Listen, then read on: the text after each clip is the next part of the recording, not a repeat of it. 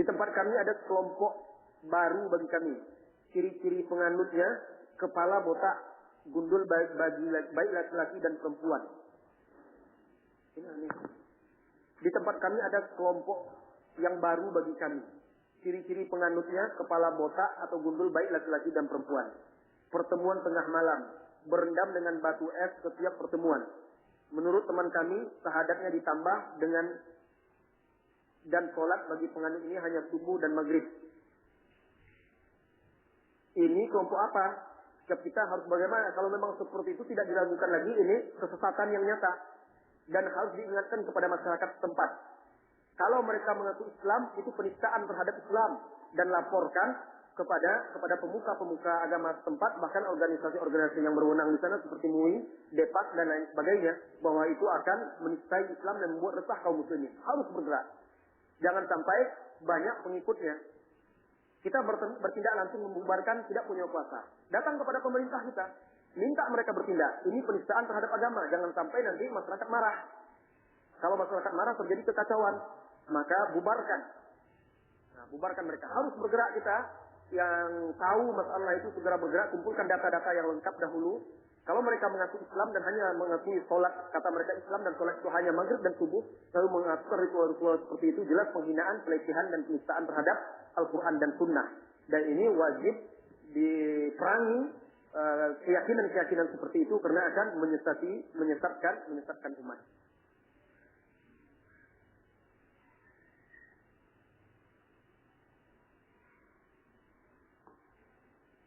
Apakah sama perayaan Tabu di Padang Pariaman dengan pemahaman Syiah? Ya, berasal dari sana.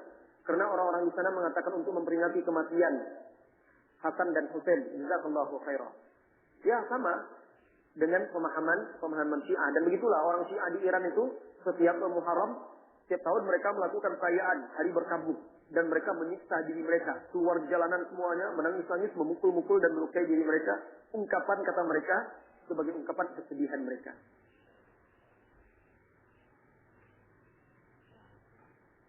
Ustaz, kalau memang betul telah yakin kita bahwa ada seseorang yang kita yakini Syiah, boleh kita bunuh Ustaz? Tidak boleh. Tidak boleh kita bunuh. Kenapa? Karena kalau kita yakin dia adalah orang Syiah, maka kita harus mendakwati dia. Ajarkan dia dan ajak dia kepada Islam. Kalau dia tidak mau keras kepala Ustaz, ya sudah. Tinggalkan. Kenapa? Tidak wewenang kita untuk membunuh. Yang berwenang menghukumnya adalah pemerintah. Tetapi kalau seperti di zaman sekarang, di Damas, maka sekarang kondisi di sana adalah jihad kaum muslimin, jihad agama, jihad akidah, bukan itu murni pembelaan terhadap agama. Karena mereka tahu bahwa Damas di sana itu pusat Islam di Yaman, pusat pengajaran akidah yang benar. Dan dari Damas itulah memancar dakwah yang memerangi kesyirikan dan bid'ah serta mengajak kaum muslimin kembali kepada Islam di Yaman. Dan mereka tidak mau. Dan mereka tahu Damas sudah mendapat hati di tengah masyarakat Yaman. Bahkan dalam peperangan sekarang ini, masyarakat Yaman, suku-suku, selain dari suku Husi itu sepakat semuanya untuk membela kaum muslimin di Damas. Dan mereka sudah berkumpul, membawa persenjataan mereka yang ada. Membawa persenjataan mereka yang ada, berkumpul, anak-anak muda mereka, pejuang-pejuang mereka, karena di sana memang bebas persenjataan. Dan bergerak untuk membantu kaum muslimin. Ada sekitar 4 ribuan yang sudah berkumpul, diberitakan terakhir dan sudah bergerak menuju ke sana sehingga membuat gentar orang-orang tersebut. Tetapi dikabarkan juga kapal-kapal Iran itu bergerak juga untuk mengirimkan bala bantuan senjata. Karena mereka punya tank, punya meriam-meriam anti serangan udara dan mortir dan segala macamnya. Mereka punya orang-orang Syiah tersebut.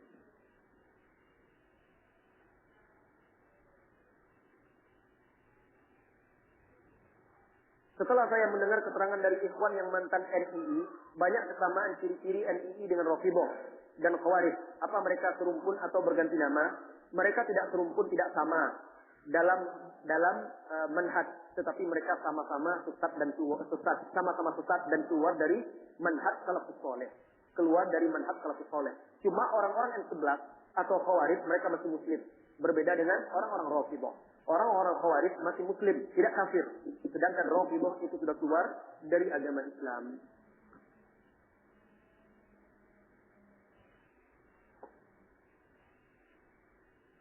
Di Syiah, di Indonesia apakah ada paham Syiah Rafidhah dan di mana basisnya? mengenai basis-basis mereka ada di kota-kota besar di Jawa. Ya, saya juga pernah ditunjukkan waktu saya ke Pekalongan oleh kaum muslimin sana. Ustaz, itu dia pemimpin Syiah di sini, itu dia. Nah, disebutkan di sini pusat pengajiannya, di sini tempatnya, itu ditunjukkan kepada saya di Pekalongan. Di Surabaya juga ada. Kemudian di Surabaya banyak sekali itu, di daerah Bangil itu banyak orang-orang Syiah. Kemudian di Bandung itu juga banyak.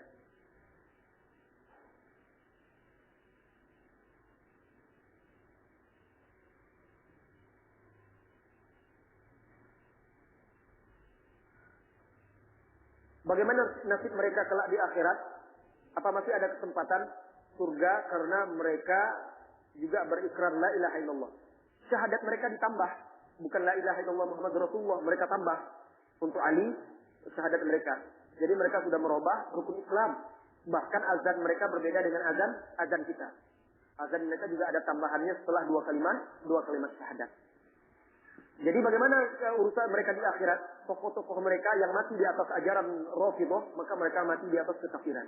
Tetapi orang-orang awam dari Syiah Rafidhah itu, Allahu a'lam, di akhirat apakah dia masih mendapat kesempatan atau tidak, saya tidak tahu. Tetapi tokoh-tokoh pemimpin mereka tidak diragukan lagi kalau mereka mati dan tidak bertobat, itu mereka keluar dari agama Islam.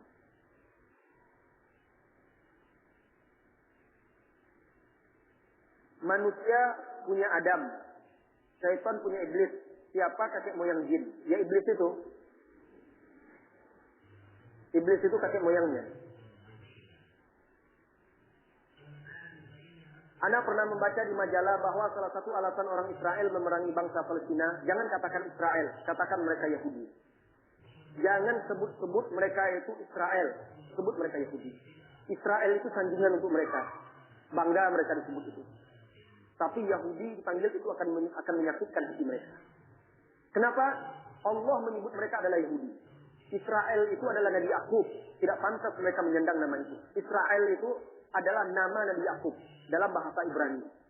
Oleh karena itu dikatakan Bani Israel, anak keturunan Nabi Yakub. Maka orang Yahudi sekarang tidak pantas menyandang nama Nabi Yakub karena mereka kafir terhadap Allah dan juga ingkar terhadap Nabi Yakub alaihissalam. Karena ingin merebut wilayah yang dijanjikan yaitu wilayah Yahudi Raya. Bagaimana menurut Ustaz? Za'amu, itu hanya pengakuan mereka saja. Tetapi tidak ada bukti. Karena tanah itu jauh sih kalau mereka katakan, kalau ada orang mengatakan itu adalah bukan peperangan Islam, tapi peperangan antara Yahudi dan orang Arab. Maka orang Yahudi tidak salah. Kenapa? Karena jauh sebelum orang Yahudi di sana, orang Arab sudah tinggal. Orang Arab sudah tinggal di sana. Bahkan dengan ketika mereka bersama Nabi Musa diperintahkan masuk ke situ, ke kota itu, tempat yang dijanjikan itu mereka tidak mau. Mereka katakan, "Izhab anta wa rabbuka faqatila inna hahuna qa'idun." Pergilah engkau hai Musa dan Tuhanmu, pergi berperang di situ, kami nunggu di sini duduk. Akibatnya Allah hukum mereka tersesat di gurun-gurun pasir di Mesir selama 40 tahun. Dan sepanjang sejarah mereka tidak pernah mendapatkan tempat. Hina, tercerai-berai, dibawa ke Babil, di Irak, menjadi budak-budak, ke Yunani, kemana. Baru sekarang mereka belakangan ini dihadiahkan oleh orang-orang kafir, Inggris, Amerika dan lain sebagainya tanah di sana. Tanah yang mereka jajah. Inggris dulu menjajah kaum muslimin di sana, lalu entah bagaimana kesepakatan mereka serahkan kepada orang-orang Yahudi tersebut. Dan sampai sekarang pun mereka tidak akan bisa tenang dan nyaman untuk tinggal di sana karena bukan hak mereka. Allah Subhanahu wa taala berfirman, "Wal ardu yarithuha ibadahul muttaqun." Dan bumi ini akan diwariskan oleh Allah kepada hamba-hambanya yang bertakwa. Maka bumi ini adalah milik hamba-hambanya yang bertakwa. Mereka yang paling berhak, bukan orang-orang Yahudi yang kafir itu.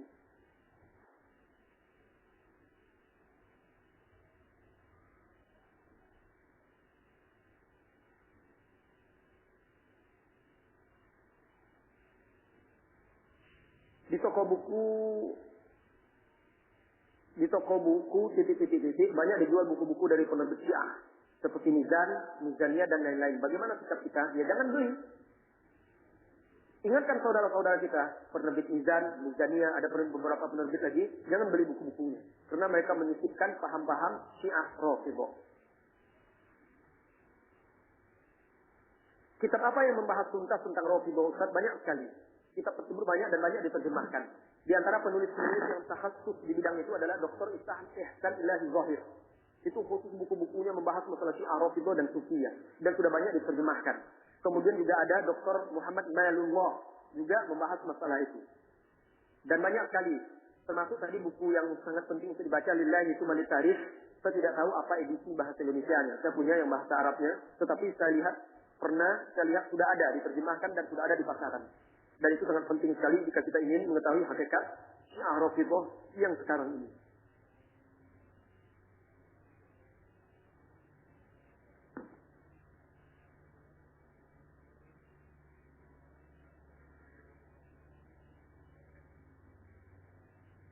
Seberapa besar dosanya? Oh, ini. Nanti.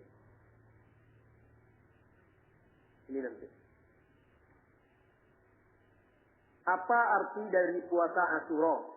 Asyura itu bentuk musanna atau muannats dari Asyura, tanggal 10. Maksud puasa Asyura itu puasa Asyura. Asyura'u, puasa sunat pada tanggal 10 Muharram. Dan itu disunnahkan, keutamaannya adalah menghapuskan dosa-dosa tahun yang telah lalu. Lantas Rasulullah SAW dikatakan kepada dia, itu adalah hari di mana orang Yahudi juga berpuasa. Apa kata Rasulullah SAW? La in baqitu ilal anil muqbil dan la akumanna tasu'a. Kalau aku masih hidup tahun depan, maka aku akan berpuasa tanggal 9. Maka sunnahnya berpuasa tanggal 9 dan tanggal 10. Nah, sekarang bagaimana ikuti pemerintah? Tentunya di sini kita mengikuti kalender pemerintah kita. Adapun di Arab Saudi, Syekh Abdul Aziz Ali Asyaf sudah memfatwakan bahwa tanggal 9 dan tanggal 10 itu jatuh tanggal hari Senin dan hari Selasa kalau di Arab Saudi. Tanggal 9 dan tanggal 10 di Arab Saudi jatuh hari Senin dan Selasa. Di sebagian daerah berbeda pula tauhidnya. Ada sekarang sudah tanggal 9, ada seperti di beberapa tempat di beberapa negeri. Karena di setiap tempat itu punya hilal, punya tauhid dan punya ru'yah masing-masing. Jadi silakan ikuti apa yang telah diputuskan oleh lembaga-lembaga resmi di tempat kita.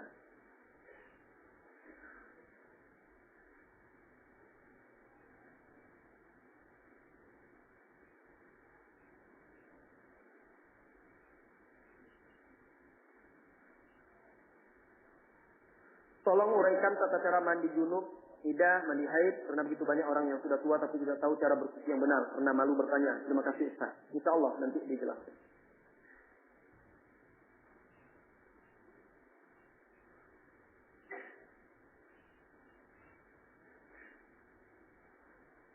Ustaz, Ana dapat kabar bahwa Masjid Al-Aqsa sudah ingin dirobohkan. Sudah dari dahulu orang-orang itu ingin merobohkannya. Bukan sekarang saja, tetapi itu tidak mungkin insya Allah. Apakah masjid itu sudah pasti? Kok pasti Ustaz? Itu kan belum terjadi. Rasulullah yang mengatakan. Ya, karena nanti Nabi Isa itu turun di sana. Memimpin kaum muslimin berperang. Dan juga di dalam hadis-hadis disebutkan Imam Mahdi juga memimpin kaum muslimin berperang melawan Yahudi di sana. Dan itu pasti akan kembali ke pangkuan kaum muslimin. Apakah sufi itu sama dengan Syiah Rafidhah? Berbeda. Sufi berbeda, sufi yang lain pula, Rafidhah lain pula. Baik, kita jawab pertanyaan-pertanyaan yang lain. Mohon bantuan. Assalamualaikum warahmatullahi wabarakatuh. Salah seorang ibu terbaring di ruangan ICU Rumah Sakit Umum Bangsenang. Penyakit yang menderita paru-paru dan jantung. Beliau adalah Ummu Agus Nizar. Agus Nizar adalah termasuk jamaah kajian tafsir Mukasir di Masjid Umar bin Khattab ini. Untuk meringankan beban beliau kiranya kita dapat membantunya dengan doa dan bantuan materi. Jazakumullahu khairan katsira. Insyaallah sumbangan hari ini nanti kita akan sisihkan juga untuk membantu beliau. Dan doakan saudari kita itu, ibu kita itu untuk segera diberi kesembuhan oleh Allah Azza wa Jalla. Amin. Dan kepada pengurus nanti disisihkan sebagian untuk kita sumbangkan kepada ibu atau orang tua dari saudara kita tadi.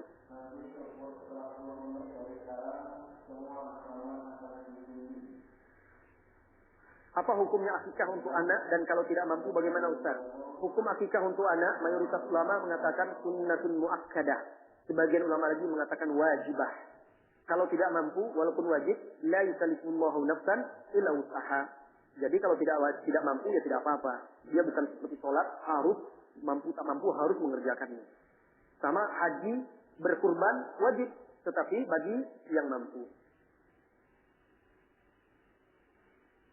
Apa hukumnya menjarakkan kelahiran supaya genap susuan 2 tahun untuk anak? Walaupun istri kita subur, produktif untuk melahirkan, boleh. Itu hak anak.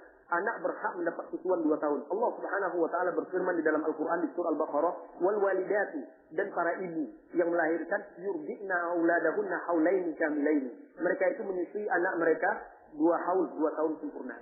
Jadi anak punya hak untuk disusui 2 tahun. Kalau kita renggangkan kelahiran sampai anak itu menyusu penuh 2 tahun, boleh. Tidak ada masalah.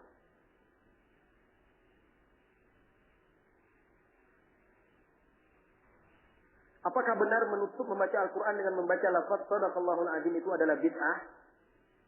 Membaca Shadaqallahul Azim setiap selesai membaca Al-Quran itu tidak dicontohkan oleh Rasulullah SAW. Tidak pula dicontohkan oleh Abu Bakar, Umar, Utsman dan Ali serta seluruh para sahabat. Tidak dicontohkan oleh Abu Hanifah, Malik, Syafi'i, Ahmad dan juga oleh ulama-ulama lainnya. Tidak ada. Bahkan Rasulullah SAW membaca Al-Quran. Bahkan sahabat membaca Al-Quran di hadapan Rasulullah SAW. Dan beliau mendengarnya ketika selesai.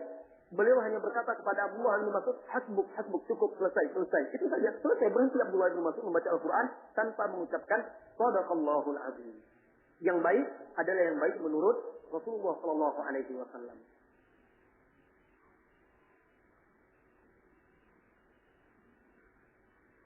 Bagaimana bila kita punya kebiasaan mengucap Al-Quran ke kening dan mencium Al-Quran setelah selesai membaca Al-Quran? Apakah itu salah? Itu kebiasaan yang tidak dilakukan oleh Rasulullah SAW.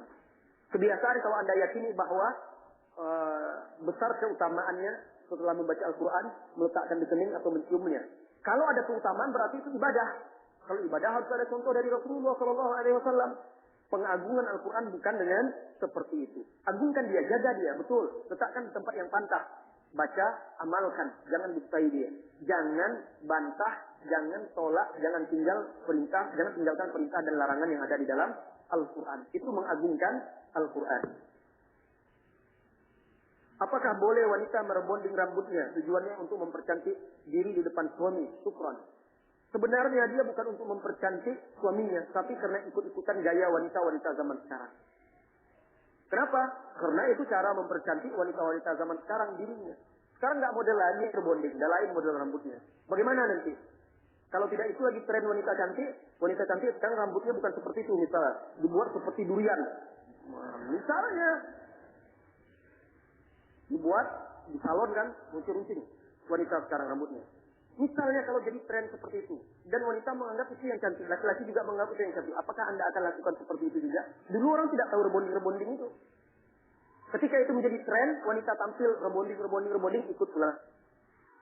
Kan nampak cantik. Nanti berubah trennya. Bagaimana? Apakah Anda akan katakan tidak, itu biar nampak cantik di depan suami saya, buat pula seperti itu. Akhirnya kita menjadi orang yang latah, ikut-ikutan. Seorang mukminah harus punya prinsip. Rambut yang telah diberikan oleh Allah kepadamu itu yang dirawat, dijaga. Dijaga kebersihannya, dijaga kesehatannya, dijaga keindahannya. Insya Allah, Allah berikan rambut kepada seseorang itu sesuai dengan bentuk wajahnya dan bentuk kepalanya. Ya, Allah berikan sesuai. Ada orang yang rambutnya lurus-lurus sesuai dengan bentuk wajah dia. Allah berikan rambutnya yang keriting, ikal, ada yang lebat, ada yang jarang. Itu semuanya sesuai. Maka ada orang yang rambut mukanya dan model kepala itu tidak cocok, dibuat keriting-keriting, jadinya malah jelek. Allah itu sudah berikan yang terbaik untuk dia.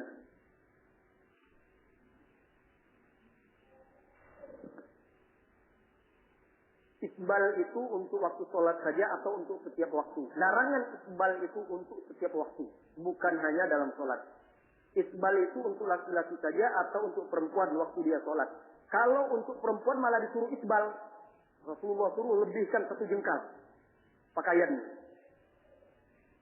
Buku Al-Um karangan Imam Syafi'i 1 sampai dengan 3 jilid. Di jilid berapa? Mengenai sholat fardu berdoa dijaharkan.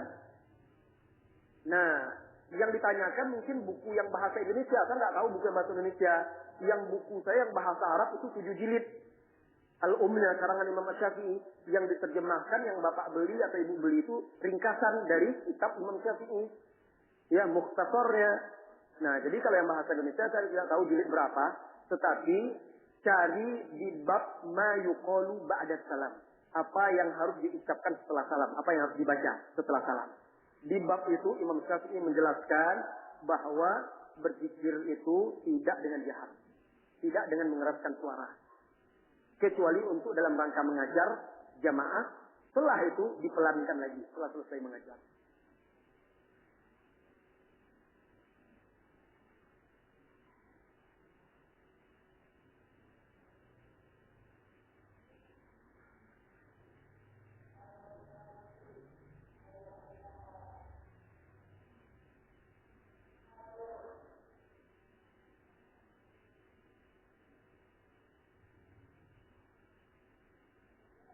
Seorang yang memiliki tanah perkebunan seperti kebun sawit, karet yang telah menghasilkan, dan masih ada juga tanah yang belum ditanami, tapi hasil kebun tersebut habis bulan ke bulan untuk biaya anak sekolah, keluarga, dan lain-lainnya. Apakah tanah tersebut yang luasnya beberapa hektar itu harus dikeluarkan zakatnya karena tanah itu sudah dimilikinya beberapa tahun lamanya? Tidak. Itu tidak perlu dikeluarkan zakatnya. Zakat buah-buahan, tanam-tanaman itu bukan seluruh buah, bukan seluruh tanam-tanaman. Itu ada syarat-syaratnya, ada ketentuan-ketentuannya, diantaranya yang dimakan. Tidak ada orang makan karet atau makan sawit, ya. Kemudian juga syaratnya itu yang bisa yuddahar, disimpan tahan lama. Nah, tentunya itu sawit tidak untuk disimpan. Kemudian juga ditimbang atau ditakar. Oleh karena itu, apalagi di situ habis untuk kebutuhan harian saja, maka tidak wajib dikeluarkan zakatnya.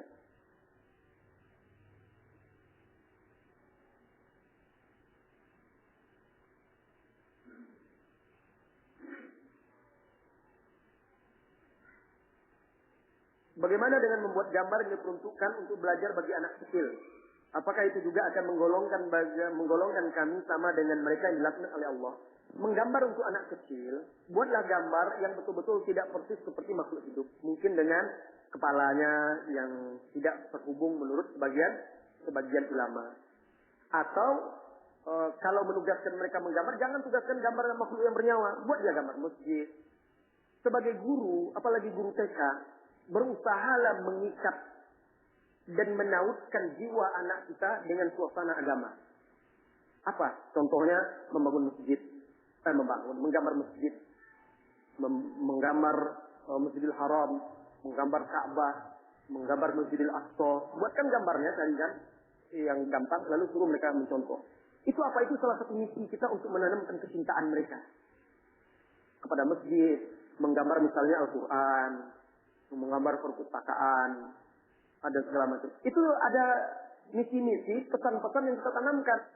Sehingga ada kebanggaan dan kecintaan. Bukan hanya gambar-gambar mobil, pesawat. Anak namanya, mereka pasti suka seperti itu. Tetapi sebagai guru kita arahkan. Kita arahkan dia. Sekarang gambarnya apa? Gambar masjid. Nah, mereka senang gambar masjid dan juga buat nanti ada satu gambar masjid dan juga buat rumah kamu dekat masjid. Nah, itu kan misi. Nah, buat jalan yang menghubungkan kamu ke masjid nanti biar mudah sholat ke masjid. Gimana? Itu pandai-pandai kita. Kalau kita sebagai guru harus bisa berupaya anak itu akhirnya tumbuh kecintaan dia kepada masjid. Nah, ini salah satu cara-cara kita. Adapun makhluk-makhluk bernyawa itu tidak penting untuk digambar dia.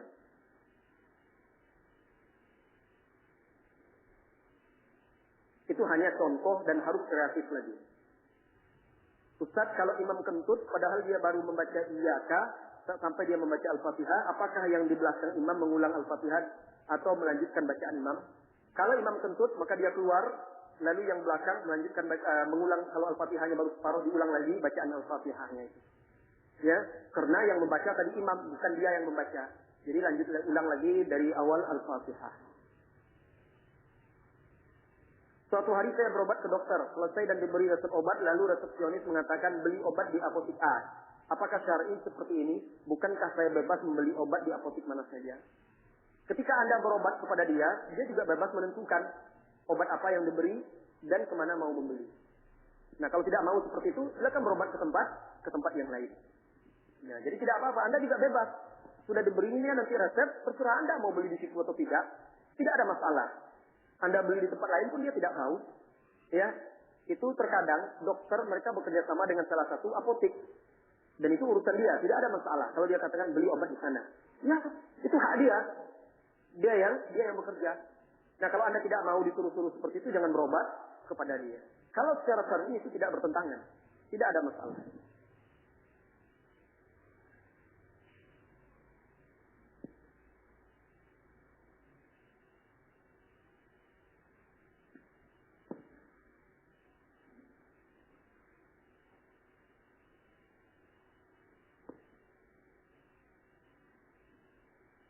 Apakah boleh kita menuntut hak di pengadilan Indonesia? Misalnya harta atau tanah kita diambil oleh orang lain.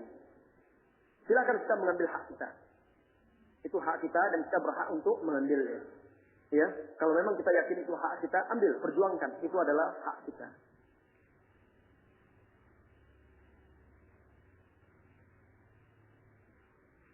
Apa boleh laki-laki kencing berdiri? Ustaz, boleh.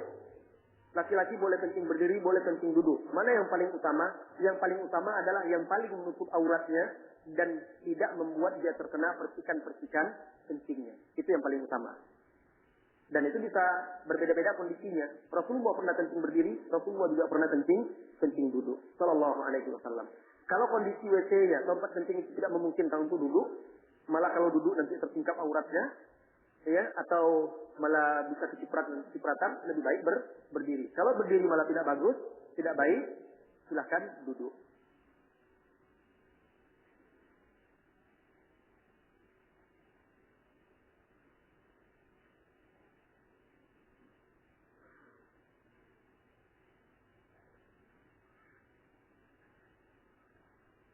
Mana yang lebih utama bagi wanita melaksanakan sholat wajib di rumah atau di masjid?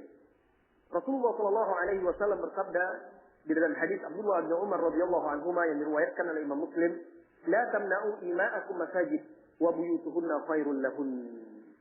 Jangan kalian larang istri atau wanita-wanita kalian kalau mereka hendak sholat ke masjid. Jangan dilarang. Tetapi rumah mereka adalah lebih baik bagi mereka.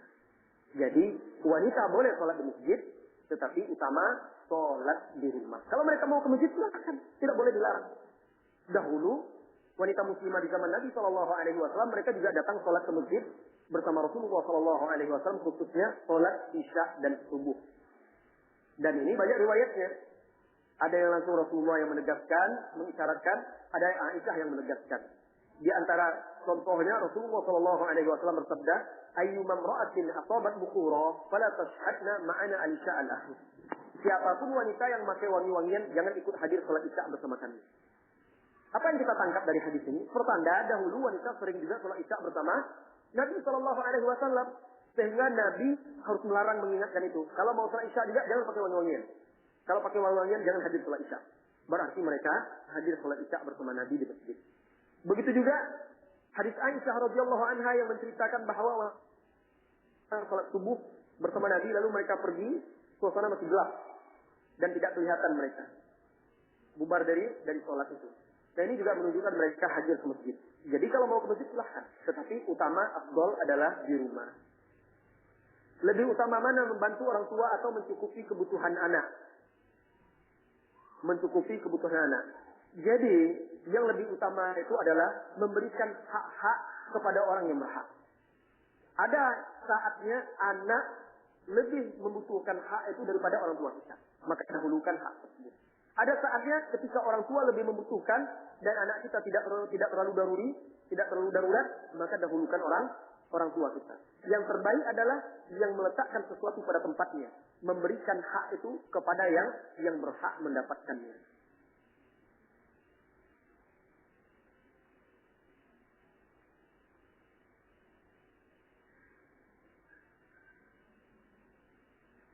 Seberapa besar dosanya seseorang yang membaca Al-Quran tidak dengan hukum-hukum tajwid yang benar. Kalau dia itu punya kesempatan belajar, tidak mau belajar, maka jelas itu haram hukumnya.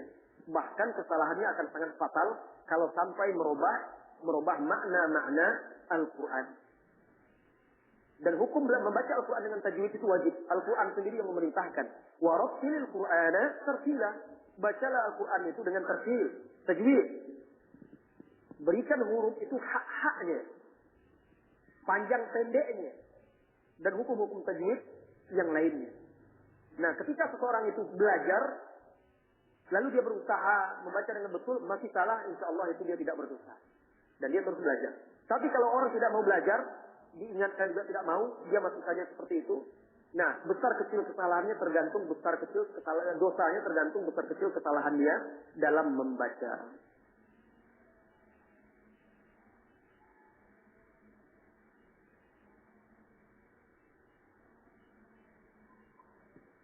Umur berapakah Aisyah menikah dengan Rasulullah Shallallahu Alaihi Wasallam?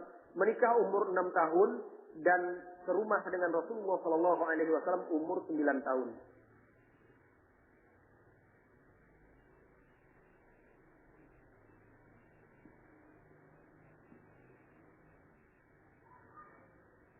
Jadi Rasulullah menikah dengan Aisyah umur 6 tahun Aisyah dan baru tinggal serumah setelah hijrah, yaitu ketika Aisyah berumur 9 tahun. Bolehkah manusia bersahabat dengan jin? Karena Nabi kita pernah bersahabat dengan jin. Mohon jawabannya. Nabi kita bersahabat dengan jin karena dia mendapatkan wahyu dan dia punya kewajiban untuk berdakwah mengajarkan kepada jin. Dan Nabi Shallallahu Alaihi Wasallam juga dibantu oleh Allah untuk menaklukkan jin-jin itu. Lantas Anda siapa? Nah, oleh karena itu tidak boleh seorang muslim berteman dengan jin. Maka tidak ada Abu Bakar bersahabat dengan jin, Umar berteman dengan jin, Ali bergaul dengan jin, kemudian juga yang lain-lainnya. Bahkan orang sekarang kalau dia berteman dengan jin, maka lebih besar mudaratnya daripada maslahatnya. Kenapa? Karena dia tidak bergaul dengan jin. Dia tidak tahu apakah jin itu jujur atau tidak. Bisa saja jin itu bisa merubah-rubah dirinya. Ngaku dia, saya ini polisi di kalangan jin misalnya. Ngaku dia percaya juga jenderal pangkat saya. Dibantu-bantunya, diajaknya sholat dan segala macam. Lama-lama diajarkannya tata cara sholat yang berbeda dengan yang diajarkan oleh Rasulullah SAW. Saya ini kiai di kalangan jin. Nah, misalnya seperti itu. Jadi tidak ada. Kalau memang ada jin-jin itu dia tahu dan bisa membantu, tanyakan kepada dia. Kalau memang dia tahu jin-jin itu tentang hal yang seperti masa-masa yang akan terjadi yang dulu dan yang akan sekarang, tanyakan kepada dia tentang hadis-hadis. Oleh karena itu, kalau ada jin itu yang mengaku umurnya sekian dari masa sekian dan segala macam, tanyakan kepada dia, akan nampak kebohongannya. Dan itu hanya ulama yang bisa. Anda mengatakan tanggal sekian, tanggal sekian. Nah, pada tanggal sekian apa yang terjadi pada umat Islam dan kaum muslimin? Siapa ulama kaum muslimin dan segala macam? Bisa tidak bertemu dengan sisulan-sisulan. Nah, akan datang akan terlihat kebohongan mereka.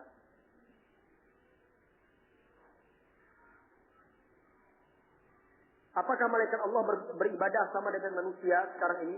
Malaikat itu memang beribadah aja kerjanya. Tunduk dan patuh kepada Allah. Berbeda dengan manusia. Manusia itu banyak maksiat. Malaikat itu apa kata Rasulullah Shallallahu Alaihi Wasallam di dalam hadis Muslim? Ma attatis sama, fahuqqa laha an ta'ifqa. Berderit dan pantas dia itu berderit. Wa ma min mawdi'i qadamin illa wa fihi malakun rahiun wa sajidun. Tidak satu jengkal pun, satu tapak kaki, tempat di langit itu, melainkan di sana ada malaikat yang rukuk dan sujud. Dan di dalam hadis lain disebutkan setiap hari itu 70.000 malaikat masuk ke Baitul Ma'mur untuk beribadah. Dan mereka tidak keluar lagi. Setiap hari ada 70.000 masuk. Dan mereka terus di Baitul Ma'mur di langit yang ke-7 itu untuk beribadah kepada Allah Azza wa Jalla. Dan hadis itu diriwayatkan oleh Imam Muslim. Apakah malaikat itu beriman juga dengan Rasulullah Sallallahu Alaihi Wasallam? Nah, tidak diragukan lagi. Kan tadi kita cerita. Malaikat Jibril berkata kepada Rasulullah Sallallahu Alaihi Wasallam, "Awadha'ta as-silaha ya Rasulullah? Apakah engkau sudah letakkan senjatamu ya Rasulullah? Kami para malaikat belum meletakkan senjata kami. Dan saya akan berangkat ke Bani Quraidah untuk memerangi mereka." Ini menunjukkan mereka juga beriman kepada Rasulullah Sallallahu Alaihi Wasallam. Berteman dengan jin tadi, saya tegaskan lagi hukumnya. Tadi belum tegas, saya tegaskan haram hukumnya berteman dan bersahabat dengan jin. Karena mudaratnya yang sangat besar dan bisa menjerumuskan seseorang dalam kesyirikan. Orang yang berzina lalu menikah bukan dalam keadaan hamil, tetapi tidak jedah selama 2 kali suci haid. Apakah anak yang dilahirkan dalam pernikahan itu sah menurut syar'i? Ustaz, mohon penjelasannya. Orang yang berzina lalu dia tidak hamil, seharusnya hukum yang berlaku, dia itu kalau dia masih bujang, sama-sama bujang itu dia dicambuk 100 kali. Lalu diasingkan selama setahun. Tidak boleh dinikahkan. Atau kalau tidak berlaku itu, maka dia menikah dengan orang lain. Maka wanita yang berzina ini, dia wajib, dia harus melakukan istibra' 2 kali haid. Istibra' itu membersihkan rahimnya 2 kali haid. Sehingga betul-betul diyakini tidak ada bibit-bibit yang haram di sana. Tidak tercampur nanti bibit yang suci dengan yang tidak sah. Kalau dia menikah juga, maka pernikahannya sah, tetapi dia berdosa. Berdosa karena melanggar peraturan-peraturan atau ketentuan-ketentuan yang ditetapkan di dalam Islam. Maka wajib dia bertobat, beristighfar, memohon ampun, tetapi pernikahannya sah dan anak yang dilahirkan itu anak yang sah.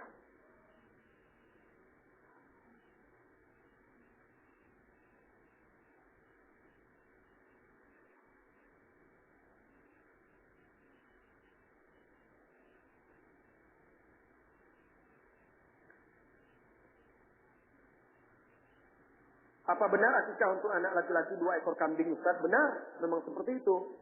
Bagaimana kalau cuma 1 ekor, berarti belum akikah. Karena Rasulullah SAW memang mensyariatkan 2 ekor untuk anak laki-laki, 1 ekor untuk anak perempuan. Nah, jadi kalau tidak mampu 2 ekor ya berarti belum mampu. Kalau 1 ekor itu untuk anak perempuan. Jadi jadikan anak kita itu kalau mau akikah juga, jadikan dia laki-laki dari kecil. Jadikan dia laki-laki dari kecil. Jangan samakan dengan anak perempuan. Kalau dibolehkan nanti 1 ekor untuk laki-laki, nanti orang akan beralasan kalau tidak bisa kambing, ayam bisa, Ustaz. Kan begitu lagi. Kita tidak sanggup. Nah, akan merubah hasilnya. Ustaz, apakah jin muslim saudara kita? Ya, saudara kita. Kalau memang dia saudara kita, ada yang berkata kalau ia jin muslim saudara kita, kenapa kita dilarang meminta tolong kepadanya? Karena kita tidak tahu apakah dia betul muslim atau tidak. Ya, sekarang kita sesama manusia, kita tahu, bisa menguji dia muslim atau tidak. Karena kita nampak dan melihat dia, nampak dia sholat, nampak dia pergi ke masjid, nampak dia mengucapkan 2 kalimat syahadat, nampak dia menutup aurat, nampak semuanya. Karena kita bisa melihat bukti. Islam itu bukan hanya dengan pengakuan. Kalau jin kan dia cuma mengaku, saya Islam. Sudah lama dari nenek moyang saya Islam, salafi saya, kata dia, misalnya. Itu kan ngaku aja, kita kan tidak pernah tahu dia. Maka saya katakan tadi, kan dia muslim, Ustaz. Dari mana Anda yakin? Orang kafir juga bisa mengaku sebagai muslim. Kalau dia manusia, orang kafir mengaku sebagai muslim, kita bisa selidiki. Ya, seperti Sunok Horonya itu. Maka dia sampai 7 tahun dia tinggal di Mekah belajar untuk mempelajari Islam. Padahal dia kafir. Dia ngaku, cuma dia identitas palsu. Tapi akhirnya kebongkar dan ketahuan juga. Manusia saja bisa menipu, padahal dia nampak oleh kita. Apalagi jin. Maka saudara-saudariku, jangan kagum kepada orang yang meruqyah katanya berdialog dengan jin itu. Itu bisa jadi dia dibohongi oleh jin itu. Kayak di TV itu kan. Kalau seperti di TV itu kan jin itu seperti diwawancarai lagi. Tentanglah jin itu jadi selebriti. Diwawancarai dia. Siapa nama kamu? Dari mana kamu berasal? Apa suku bangsa kamu? Apa agama kamu? Begini-begini. Berapa jumlah kamu di situ? Oh, diceritakan oleh jin itu. Kalau dia mengatakan kami di sini ada 2.000 orang di dalam tubuhnya ini, percaya kita. Dia ngaku muslim. Bagaimana kita percaya? Kita tidak melihatnya. Bisa jadi dia cuma 1 saja. Bahkan sebagian peruqyah itu dibohong-bohongi oleh orang itu, pura-pura kesurupan, ngaku dia, ini jin. Banyak percaya dia. Padahal pura-pura aja. Nah, begitulah. Ya. Jadi jangan cepat percaya. Bahkan sebenarnya adab dan etika meruqyah itu tidak boleh panjang lebar dan banyak berdialog dengan jin kalau memang itu ada jin. Tidak boleh. Karena panjang dialog itu akan membuka pintu fitnah. Bahkan sebenarnya itu adalah perangkap jin itu. Di situ dia akan tahu, oh peruqyah ini bodoh. Akhirnya semakin dipermainkan. Jangan beri kesempatan itu. Oh begini, oh begitu kata jin itu. Tidak ada. Kalau para ulama-ulama itu meruqyah dia keluar saja. Dia katakan, wahai musuh Allah, wahai musuh kaum muslimin, haram atas kamu mengganggu manusia, mengganggu kaum muslimin. Keluar. Itu saja. Tidak ada yang lain-lain. Rasulullah SAW datang seorang ibu-ibu meminta ruqyah anaknya yang kesurupan. Apa kata Rasulullah sambil menepuk punggung anak itu? Oh ya aduh Allah. Keluar hai musuh Allah. Tidak ada. Hai, siapa nama kamu? Tidak ada. Mana ada ruqyah-ruqyah seperti itu? Tidak ada. Tanya pula, apa mau kamu? Keluar ya? Enggak. Kalau kamu tidak keluar, saya nanti saya sembelih. Saya ini, saya itu. Itu cerita-cerita saja itu. Paksa dia keluar. Tidak mau bacakan surah Al-Quran. Walaupun dia harus terbunuh. Karena dia telah menzalimi saudara kita. Nah, kebanyakan orang yang berteman dengan jin, meminta bantuan, akhirnya dia tersesat. Dan tertipu. Lalu jin itu nanti minta imbalan-imbalan. Nah, imbalannya itu macam-macam. Kadang dikasihnya, dia timbul keyakinan-keyakinan. Dikasihkannya zikir-zikir, dikasihkannya itu amalan-amalan tertentu kepada orang itu. Bahkan Rasulullah Shallallahu Alaihi Wasallam berkata kepada Abu Hurairah, lihat ini dalilnya. Berkata kepada Abu Hurairah, ketika Abu Hurairah berhasil menangkap jin itu 3 malam berturut-turut, ditangkapnya jin yang mencuri itu di Baitul Mal kaum muslimin, ditangkapnya. Dan Abu Hurairah tidak tahu kalau itu jin. Lihat, sahabat saja tidak tahu kalau itu jin. Bagaimanapun orang sekarang mau tahu. Sampai akhirnya yang ditangkapnya itu berkata di malam yang ketiga, jangan bawa saya kepada Rasulullah Shallallahu Alaihi Wasallam. Saya ajarkan engkau sesuatu. Kalau engkau membaca, maka aku tidak akan bisa mengganggu dan mendekatimu lagi. Diajarkannya Abu Hurairah ayat kursi. Apa kata Rasulullah Shallallahu Alaihi Wasallam keesokan harinya ketika Abu Hurairah bercerita? Apa kata Rasulullah? Sodakoka, dia benar tentang ayat kursi itu. Wahuwa kadzub, dan dia itu adalah yang sangat banyak dusta. Bukan kadzib, kalau kadzib itu pendusta. Kadzub, sangat banyak dustanya. Jadi nggak bisa. Kalau Rasulullah saja sudah mengatakan seperti itu, nggak bisa dipercaya lagi. Maka bohong kalau orang itu bisa percaya berteman dengan jin.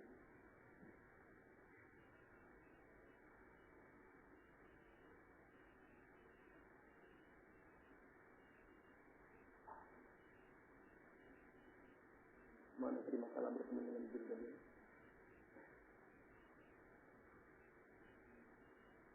Hilang ya.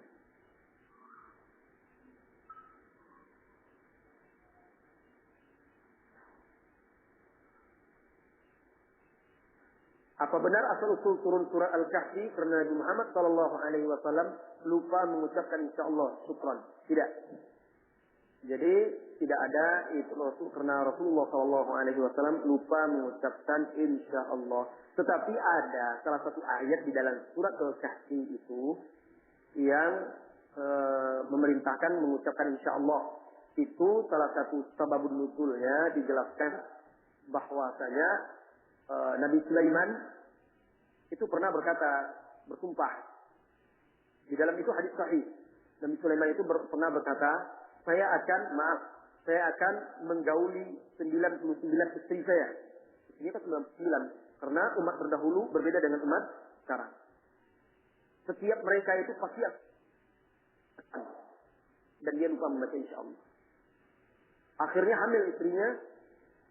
Hanya satu yang hamil dan itu melahirkan juga nisful insan, cacat yang dilahirkan.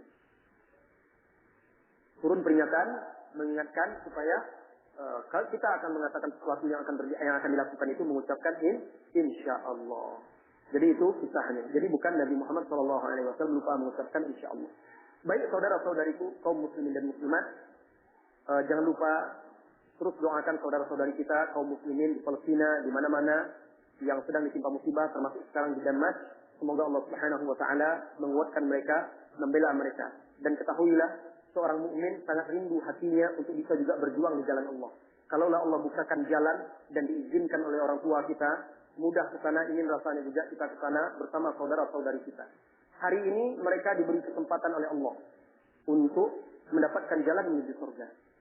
Mudah-mudahan suatu saat kita juga diberi kesempatan oleh Allah Subhanahu wa taala kesempatan yang sama. Amin ya rabbal alamin. Dan Ahad depan insyaallah saya libur dulu karena Sabtu depan saya ada jadwal daurah mengisi kajian di Rojak dan juga di Universitas Negeri Jakarta. Pulang baru Ahad sore. Jadi Ahad depan kita libur dulu. Setelah itu kita bertemu lagi insyaallah. Wassallallahu wasallam ala nabiyyina Muhammad walhamdulillahi rabbil alamin. Subhanakallahumma wa bihamdika asyhadu an la ilaha illa anta astaghfiruka wa atubu ilaik. Assalamualaikum warahmatullahi wabarakatuh.